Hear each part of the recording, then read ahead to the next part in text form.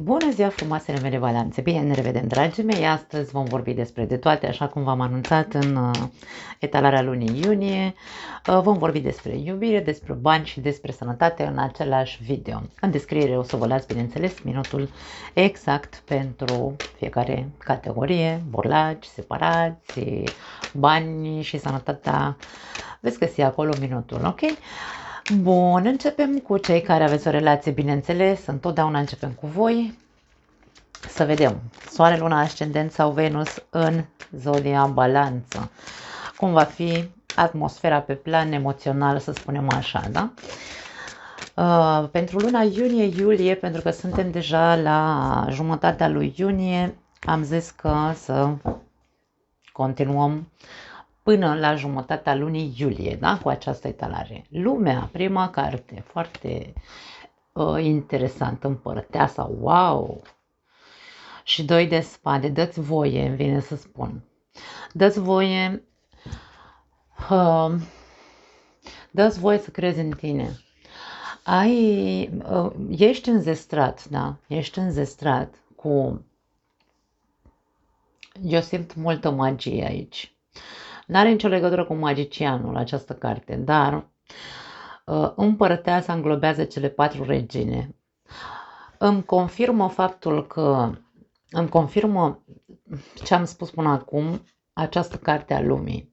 Lumea ne arată că tu ai devenit o persoană completă, da? Dă-ți voie aici să fii tu însuți. Are legătură cu unii dintre voi, în relația voastră, nu v-ați dat voie să fiți voi înșivă. Și despre asta e vorba aici. Arată-ți puterea, arată-ți feminitatea dacă ești femeie. Pune-te în valoare. Fii elegantă. Balanța este eleganța întruchipată, dragii mei. Voi sunteți semnul cel mai fin din punct de vedere al eleganței. Da? Așadar, folosiți-vă toate aturile. Pentru unii dintre voi e posibil să amâne încheierea unei relații. O amână pentru că încă nu se simt puternici sau stăpâni pe picioarele lor. Da? Despre asta vorbim aici. Poate nu vorbim neapărat despre o despărțire, ci pur și simplu putem vorbi despre a închide un capitol de evenimente care s-au întâmplat în viața noastră de cuplu și am tot ținut-o într-un fel sau altul langa, cum zic eu, cu ceva anume și acum e momentul să închideți o dată acest mod de a avea relația și să începeți un nou capitol, pentru că aici se închide un capitol sau ar trebui să se închidă un capitol, să nu se mai amâne închiderea acelui capitol, să se deschidă un capitol nou unde să se folosească tot potențialul ambilor parteneri pentru a putea construi, a putea nutri, alimenta această relație într-un mod foarte, foarte sănătos și într-un mod în care relația să crească altfel, da? Să fie mai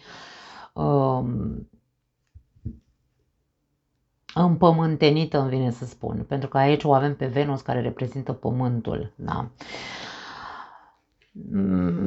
Potențialul este mare să puteți să depășiți orice problemă pe care ați avut-o, da? Doar că trebuie să vă deschideți, trebuie să vă lăsați, trebuie să vedeți că e momentul să puneți punct și să începeți de la zero, cumva îmi vine să zic. Wow, foarte interesant. 2 de monede, nu mai sta în cumpără, nu mai sta și cântări, oare o fi, nu o fi. Să iau decizia, să nu iau, pentru că văd amânare, văd indecizie, văd cântăreală. Ce cântărești atâta? Hai să vedem, că vă cert acum. 4 de spade. Și rege de spade. Ok, faptul că amâni, cântărești, așa mai departe, are de văzut probabil cu partenerul de viață. Cred că am un păr așa de rebel că nu vrea să stea deloc, mă deranjează tot timpul. Probabil că partenerul de viață este un partener mai foarte pragmatic, foarte mental, foarte rece, în general, detașat. Da. Și e ca și cum, băi, eu stau aici și mă consum, îmi bat capul, că vreau vreau să se termine prostiile cum ar veni între noi, da? Și vreau să arăt cine sunt, vreau să fie altfel relația noastră, vreau să alimentez mai mult, nu? Să fiu mai implicat sau să fim amândoi implicați, dar aici e ca și cum n-am cu cine. Da? Îmi lasă impresia că unii dintre voi n-aveți cu cine. Pentru că această persoană e detașată și pe tine te consumă lucrul ăsta. E ca și cum tu lupți pe degeaba să închegi o relație cu cineva care poate e de mult detașat de tine sau de relație, nu știu, ceva de genul simt aici. Hai să mai vedem încă 3 cărți, poate mai avem mai multe informații. 8 de monede, împăratul, wow, și 7 de monede. 6 de spade la capătul cărților.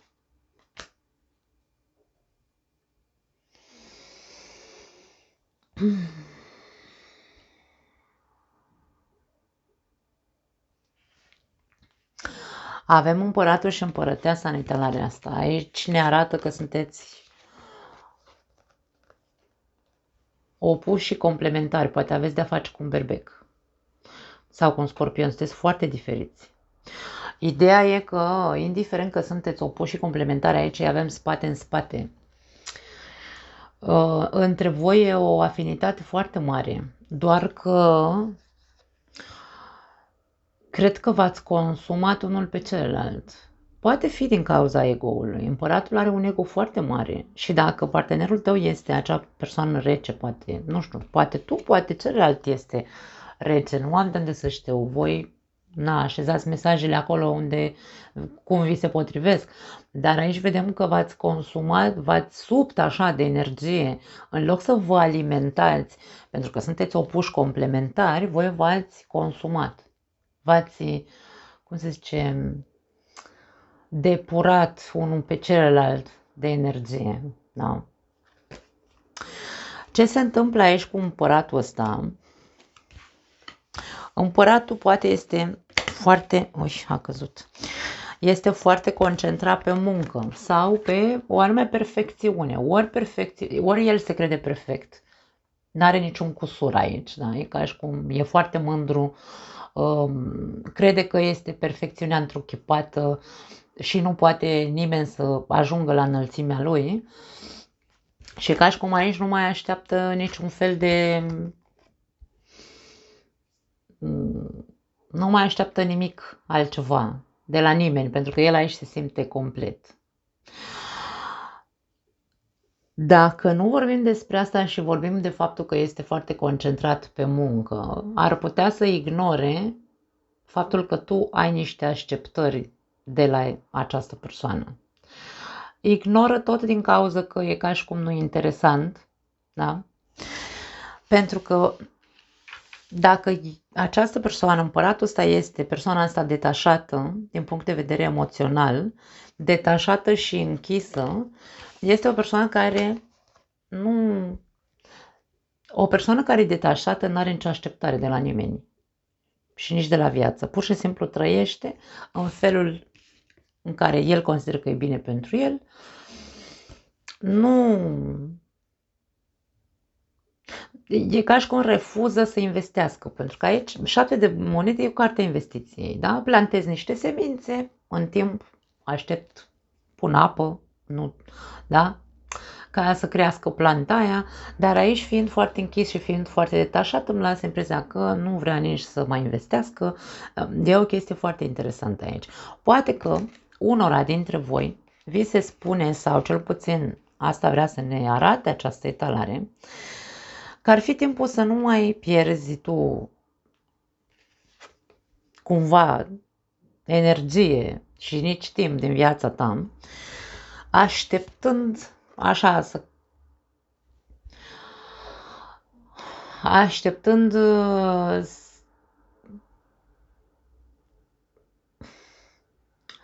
să vezi dacă celălalt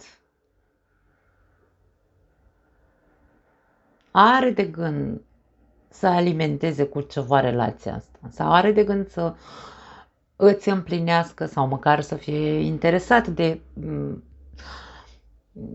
cerințele tale sau de nevoile tale, da? De așteptările tale. Și aici cartea Lumea, prima carte, ca și cum,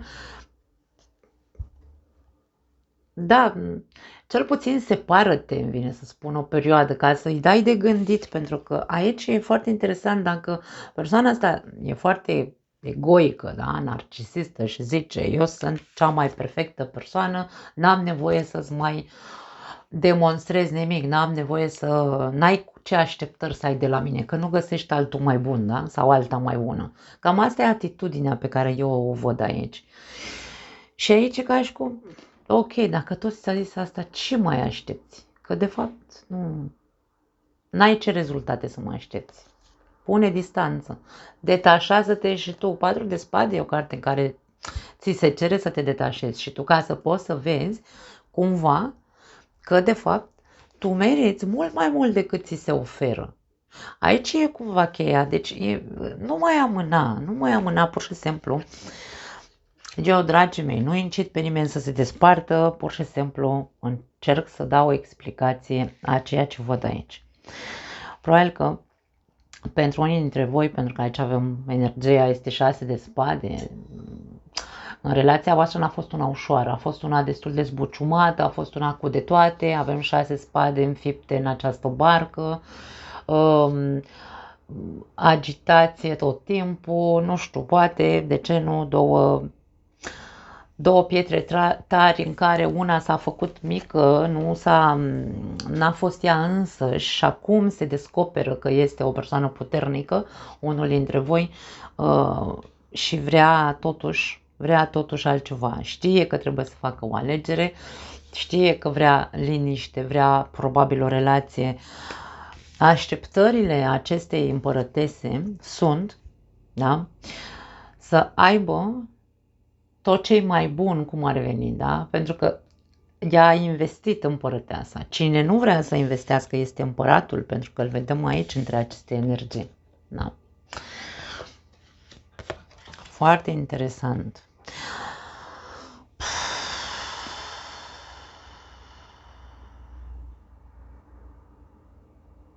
Probabil că va trebui să-ți iei o pauză bine meritată tu, ca să poți să vezi de sus lucrurile. Nu știu de ce îmi vine să zic asta.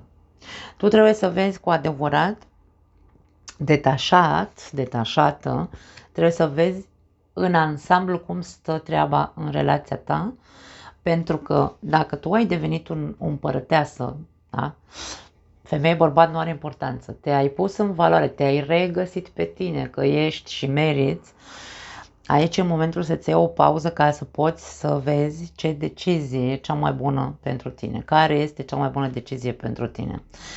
6 de spade ne arată tot o mutare, o plecare din locul în care tu nu te mai simți, adică te simți doar agitat și atât.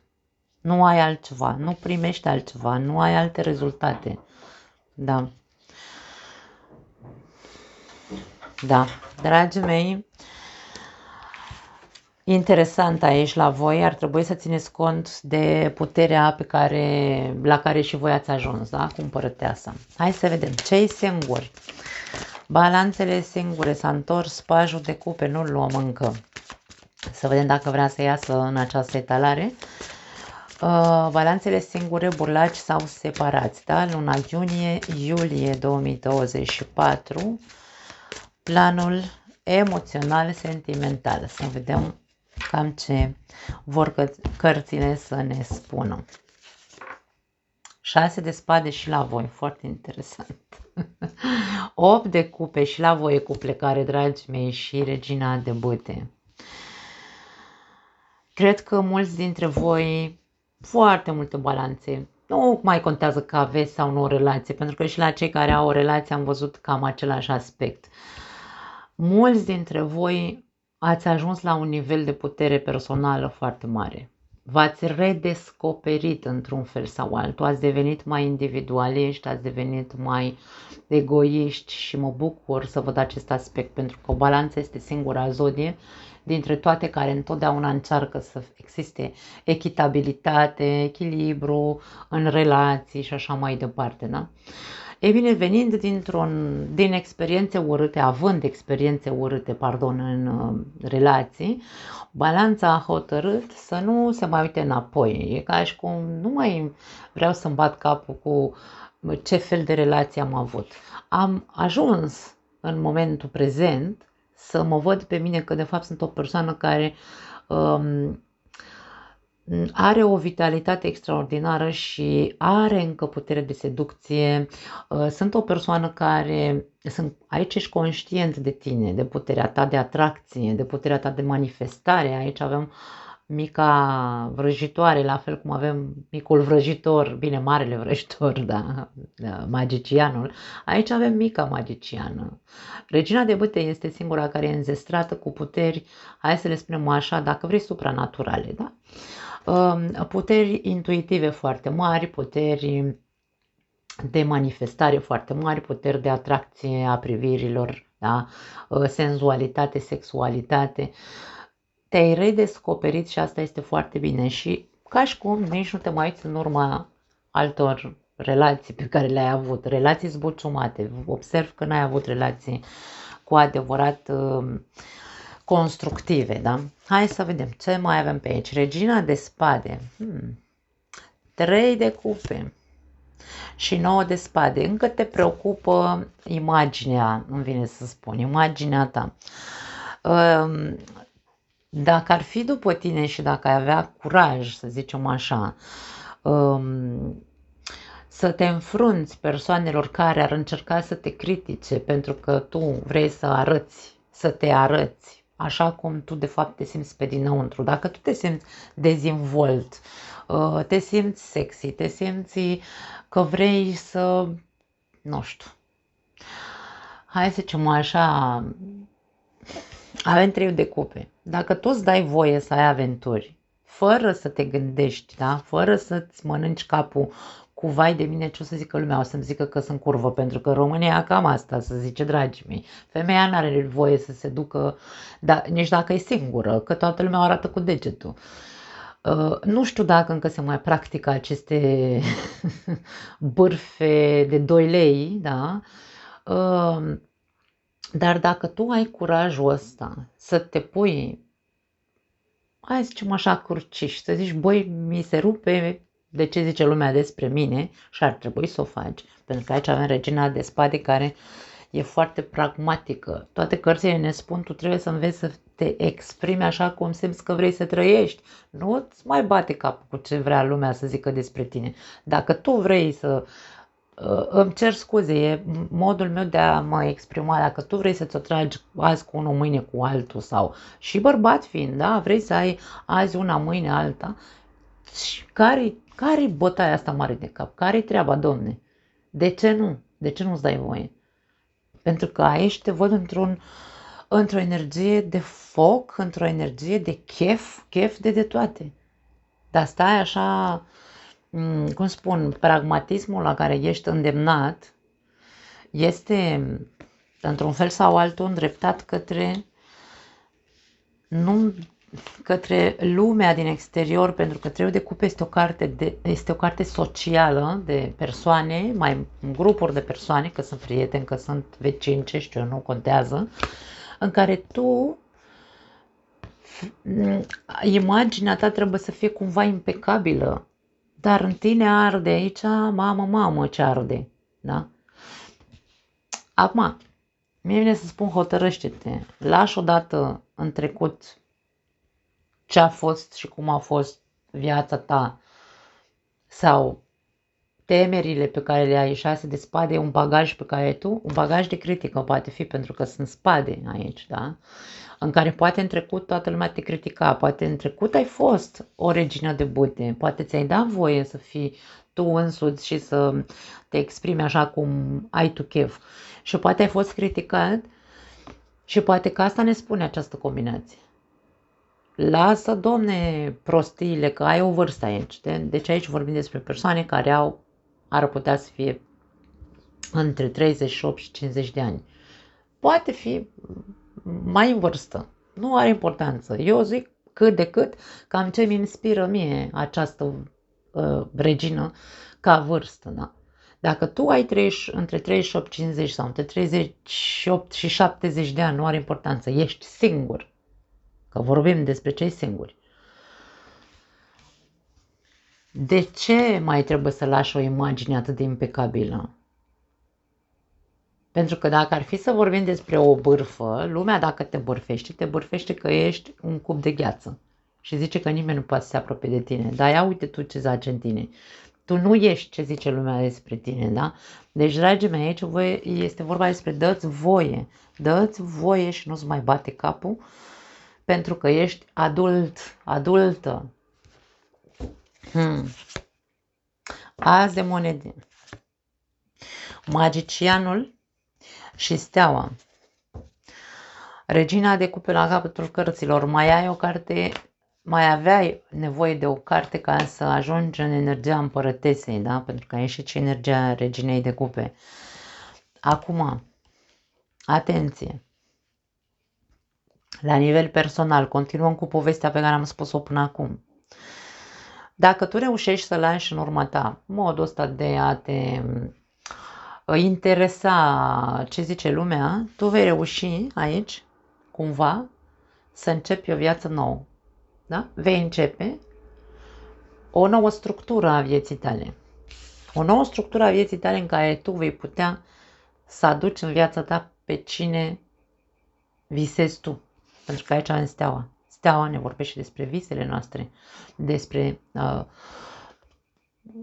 hai să spunem despre, dacă vrei, legea atracției, pentru că în combinația asta nu poți să zic altceva. Da? Deci dacă tu îți dai voie să nu te mai intereseze ce zice lumea despre viața ta sexuală sau personală,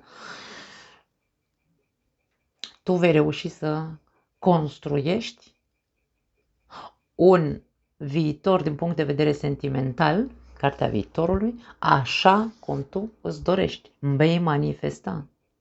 Avem confirmarea ambelor cărți că aici se va manifesta altceva atâta timp cât îți vei da voie.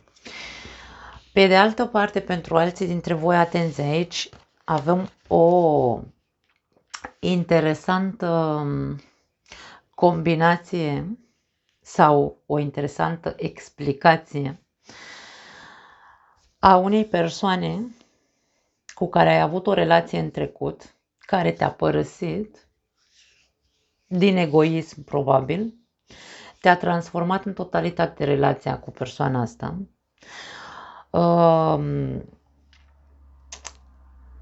Tu, gândind la rece, stai așa și spui, ai păreri de rău foarte mari pentru că ai căzut în plasa acestui magician egoist. Ai păreri de rău că a fost doar o aventură. Ai fost doar o aventură pentru el. La rece, când tu ești lucidă, cam asta îți spui. Acum, această persoană, pentru că avem magicianul cu steaua, poate să fie că își dorește să se împace cu tine. Și vine cu promisiuni și cu demonstrații palpabile, să zicem așa, într-un fel sau altul, că vrea să-și petreacă viața alături de tine.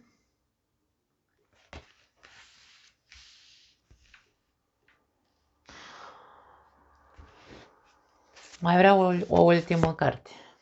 Cavaler de spade. Nu cred că va fi așa. Indiferent cât de multe ți-ar promite această persoană, eu ce văd aici că într-adevăr îți va da speranțe, îți va da cumva palpitații așa și vise, nu o să stai să-ți faci gânduri, de data asta vei crede într-un fel sau altul. Dar avem cavaler de spade. Atât de repede cât se întoarce în viața ta, atât de repede va ieși din viața ta. Ultima carte îmi confirmă că persoana asta nu este serioasă, indiferent cu ce promisiune serioasă vine către tine. Nu mai știu dacă tot la voi am văzut acum ceva vreme aceeași poveste sau cel puțin cumva asemănătoare.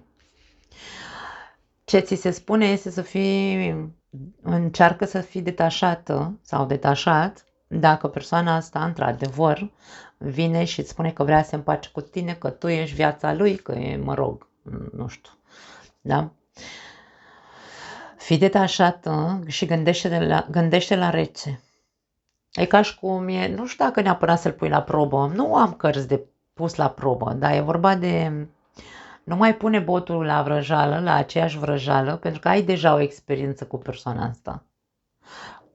Fii calculată și dă un timp, îmi vine să spun, să vezi cât de mult îl ține promisiunea asta pentru viitor. Pentru că aici avem o rapiditate foarte mare, încât, da, vine, promite, dar e posibil ca la foarte scurt timp să o ia la goană, să dea bir cu fugiții. Nu fi inocent, nu fi vulnerabil, nu pune botul la vrăjală, nu pot să zic altceva. Da, îmi pare rău, dragii mei, eu cam asta pot să văd aici. N-are cum să fie, bineînțeles, pentru multe persoane, decât în cazul în care vorbim despre o fostă parteneră, da? Hai să vedem bănuții și sănătatea pentru voi în această perioadă, iunie-iulie, balanță.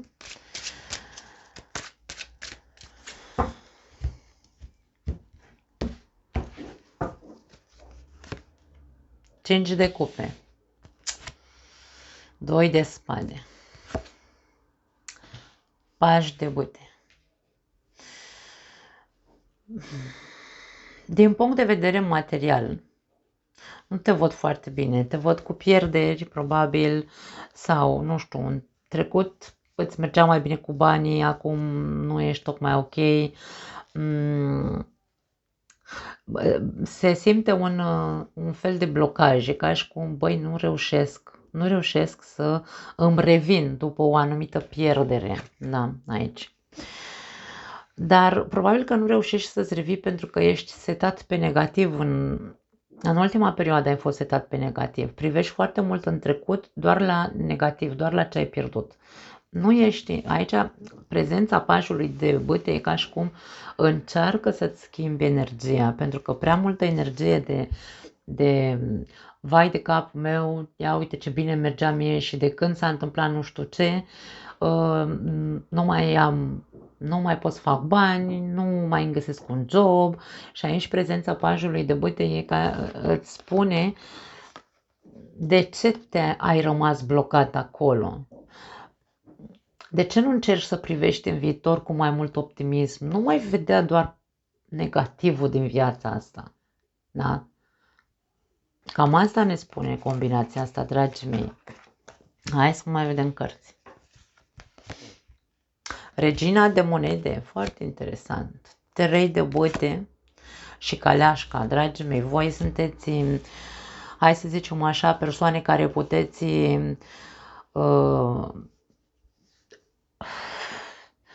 să ajungeți să aveți multe lucruri, hai să nu încercăm să exagerăm foarte tare, cu toate că eu văd că ești o persoană de succes din punct de vedere financiar. Ești o persoană care nu are nevoie să-i dea nimeni nimic, pentru că ea știe să-și procure singură. Aici avem femeia de afaceri. Dacă ești femeie, tu ai tot potențialul să fii o femeie de afaceri. Bineînțeles, dacă nu începi o afacere așa, căzută în energia negativă, da? Pentru că în momentul în care tu, având atât de multă putere și curaj, pentru că caleașca ne vorbește despre curaj de a-ți pune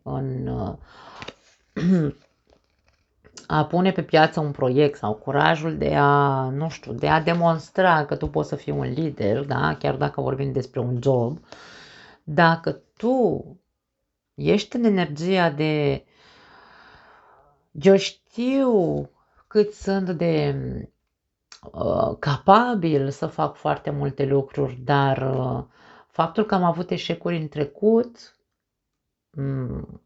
eu nu mai pot să fiu pozitivă. Mereu pui rău înainte, dar este vorba despre a pune răul înainte, nu într-un mod realist, pentru că regina de monede e realistă. Regina de monede se bazează pe ea, știe ce poate, știe cât poate și nu se bagă unde nu poate. Dacă tu în trecut te-ai băgat unde doar așa, hai să spunem așa, din impuls și nu ai calculat, pentru că în suita de monede avem calculul și realismul. Da.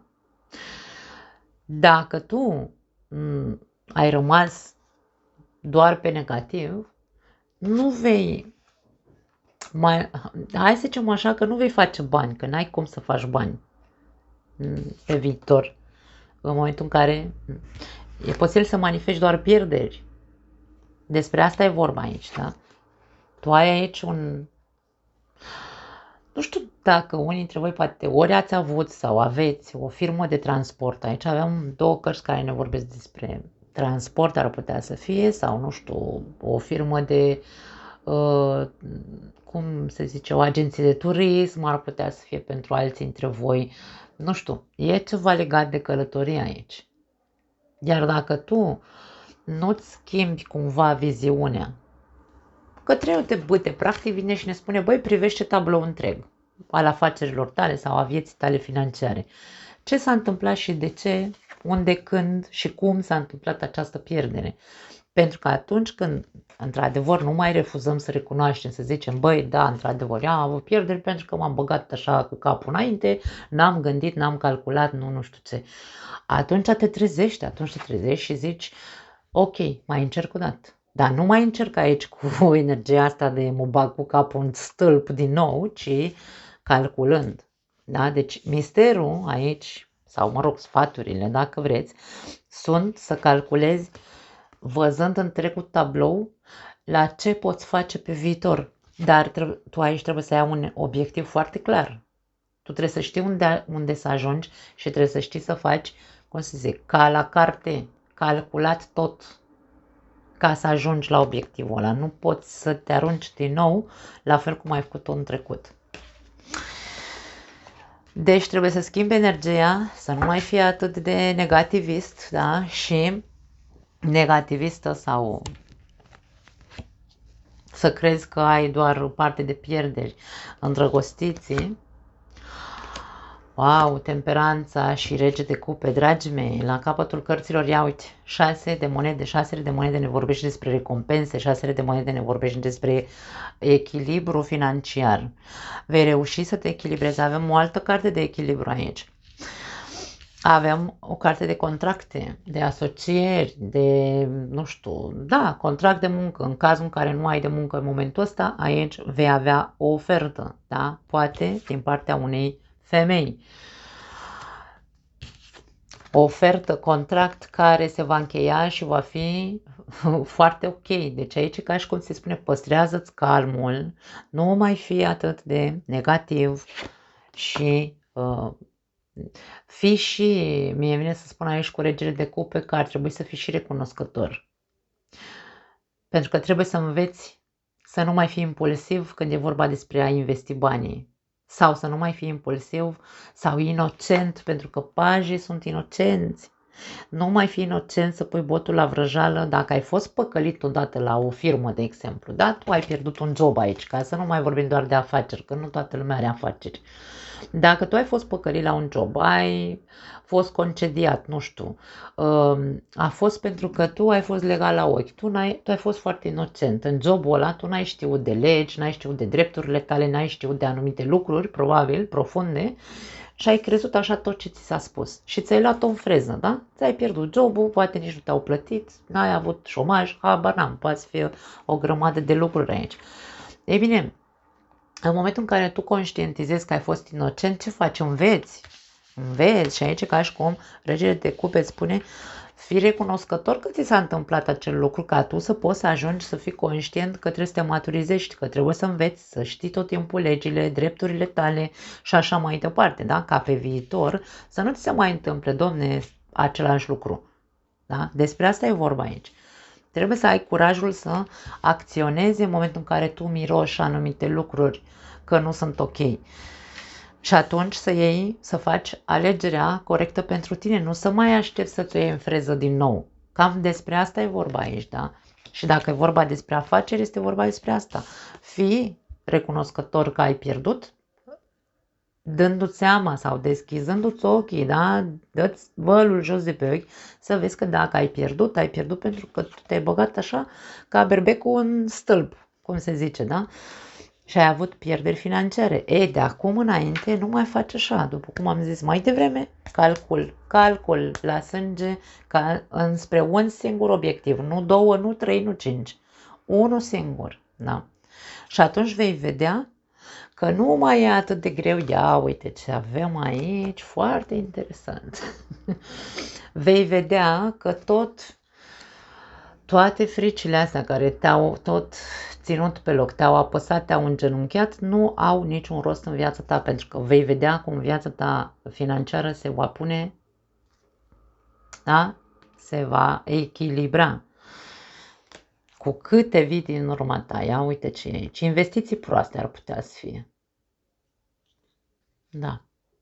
Sau păcăleală, tu ai muncit ca robul aici, sclavism e aici, ca să mă înțelegeți. Ai muncit ca robul, ți-ai rupt cărca pentru alții care n-au apreciat munca ta, te-au dat afară dar aici e vorba de recompensă, ca și cum universul te recompensează, dar nu pe degeaba. Tu trebuie să faci această muncă de, băi, fi recunoscător, băi, nu mai fi așa pe negativ. Pentru că ai de învățat, a fost o lecție pe care universul a vrut să ți-o dea ca tu să poți să crești, nu pentru altceva. Eu nu consider că viața asta ne dă anumite lucruri așa, lovituri sub centură pentru că, Doamne, Doamne, e rău. Nu.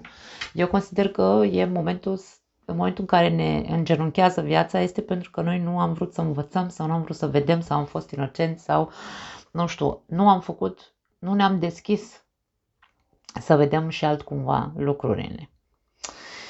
Din punct de vedere al sănătății, te văd cumva, din nou vorbim aici de poate pesimism, poate neîncredere, poate amânarea unei diete ar putea să fie pentru unii dintre voi. E ca și cum vi s-a dat o dietă. Ți-a zis doctorul să nu mai mănânci, nu știu, sare, să nu mai mănânci, nu știu, să renunți la atenție, pentru că aici avem emoțiile care sunt afectate din punct de vedere emoțional, orice problemă ai avut, orice pierdere. Putem să vorbim de faptul că te-a afectat moartea cuiva. Putem să vorbim despre orice aspect care ți-a produs în tine o depresie,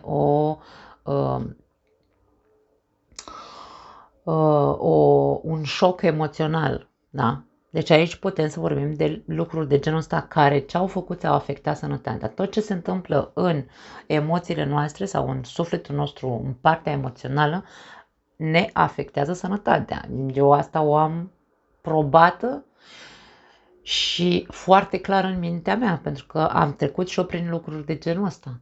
Dragii mei, tot ce a fost, tot ce te-a afectat pe plan emoțional a avut repercursiuni și are în continuare. Și poate că doctorul ți-a zis, dacă ți-au găsit o boală ceva, din nou vorbesc de boală la balanță, iar o să vină doamna aia care acum câteva luni, probabil dacă o mai vedea canalul ăsta, o să zică că vorbesc numai de boală.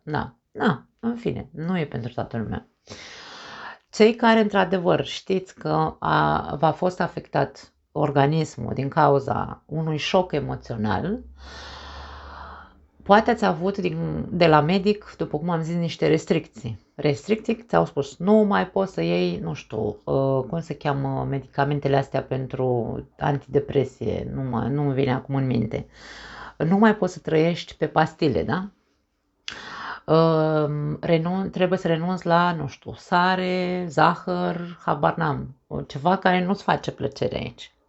Și tu ca mamâni să te apuci odată de treabă, să ai grijă cu adevărat de corpul tău. Și aici este unde este atenționarea. Deci aici ca și cum dacă tu nu vrei să mori acum, cel puțin, da? Poate sună tragic ce zic, dar e așa ca un fel de palmă peste ochi, trezește-te odată, da? Dă-ți vălul jos de pe ochi, pentru că dacă ți s-a zis că o să mori pentru că nu ții o anumită dietă, ar trebui să nu mai fii așa de fliu-fliu, pentru că ăsta e cel mai fliu-fliu dintre toți pajii, da? Și pune mâna și fă ce ți-a zis medicul. Punct. Nu pot să zic altceva. Nu pot zic altceva. Pentru că aici avem în continuare regina de monede, care monedele, suita de monede ne vorbește și despre corpul nostru, da? Pământul înseamnă corp, carnea de pe noi. Tu trebuie să ai foarte mare grijă la cum te alimentezi. Ai foarte mare grijă de corpul tău. Mișcă-l, nu sta toată ziua așa la televizor. Du-te în natură, vorbim despre natură, această persoană, ia uite, e înconjurată aici, da? E sub un copac, se vede, în spate aici are da, nu știu dacă, cum e albastră pare a fi apă, dar, mă rog, pot fi munți, deci aici vorba despre natură, reconectează-te cu natura, mănâncă cât mai natural, da? Pentru că aici avem ca un fel de obiectiv clar, este nu neapărat ca pe viitor să te faci bine dacă nu vorbim despre o boală complicată și așa mai departe, dar pe viitor poți să te faci bine fără niciun fel de probleme, da? Dar, bineînțeles, aici alegerea îți aparține. Dacă tu nu vrei să, da, alegerea, dacă tu nu vrei să fii, nu știu, empatic cu tine și să zici, băi, trebuie neapărat să am grijă de corpul meu, pentru că aici vorbim despre vindecare, da? Tu poți să te vindeci. Dar aici ar trebui, probabil, în primul și în primul rând, e ca și cum se zice, alege să te vindeci din punct de vedere emoțional, întâi, dar în același timp să ții și dieta care ți-a spus-o. Poate aici vorbim despre psihoterapie, du-te la terapie ca tu să te poți liniști și vindeca din punct de vedere emoțional. Pentru că șocul emoțional pe care l-ai avut a reușit să-ți dea tot corpul peste cap. Și de aia vorbim aici despre psihoterapie, nu pot spune altceva. Da, dragii mei, cam asta e ce vedem la voi, o lună intensă, aș spune, dar nu negativă, nu negativă, chiar foarte frumos, foarte frumoase toate trei etalările, din câte am observat acum, na, fiecare cu percepția lui, mie mi se pare că au fost foarte pozitive etalările, nu mai am altceva. Vă pup și ne vedem data viitoare. Ciao!